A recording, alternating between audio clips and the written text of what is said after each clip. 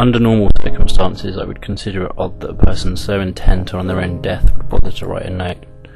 If they were so inclined to leave this world, why would they leave a part of them behind?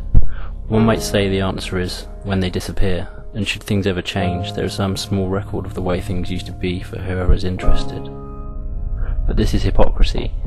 I write this because I am a thinking creature with an enormous ego, and I cannot bear to consider having been here, being gone, and leaving nothing behind. And since I will never have children to preserve some tiny bit of my existence, or never write a novel, or have my face carved upon Mount Rushmore, I am writing this. First and foremost, there is no one to blame. It is my actions alone that have pressured me to do such a thing. You couldn't have been a better parent or friend. It was I who lost touch with life. Don't get me wrong, this world is not a terrible place, and it is not entirely filled with terrible people. Point is, I am just not as happy as I used to be, and I cannot seem to find a way to change that. I cannot say that all my years of adulthood I have had one moment of true happiness, the kind of happiness you experience as a child, the kind of happiness that creates memories that last for a lifetime. But then again, reality was never a child's world. Life now lacks the imagination and awe I remember from having when I was young. Now nothing ever changes. Following a routine for years on end, the same thing every day, you tend to look for things to look forward to. Changes in the routine. But what happens when there's no more changes? You become a robot. In this life you have to know what you like to do, and what you can do, so that you have something to hold on to. What happens when there's nothing you're good at? What happens when there's nothing to hold on to? Your soul dies, your heart becomes cold, and there's nothing worth living for.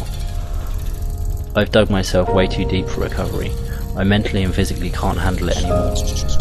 I wish I could grow and see what life will bring to everyone in the future, but I hope that you will all be graced with success and surrounded with nothing but happiness and love. To my friends, good luck with your lives and thank you for being there for me, even if none of you truly got to see the real me. To my family, thank you for raising me. It must have been difficult, but I am grateful for your dedication and love. And to anyone else reading this, I'm sorry I took the easy way out. I wish I could have found a better solution. To you, I am nothing but a memory now. Ironically, a memory that will live on, even long after I have passed. As I have said in one way or another, our memories are all we have in life. They're the things we think about, the things we remember, the things that make sense of our life to this point. And that is all any of us will ever have, even in these final moments. Please enjoy them because soon they will all mean nothing without conscious thought. Sitting here moments from death brings to mind all those memories that I once called my own, the ones that once brought me much happiness and satisfaction. My life is flashing before my eyes, and for the first time in a long time, I find myself smiling. So, with any love I have left inside of me, goodbye family and friends. I hope to see you in another life.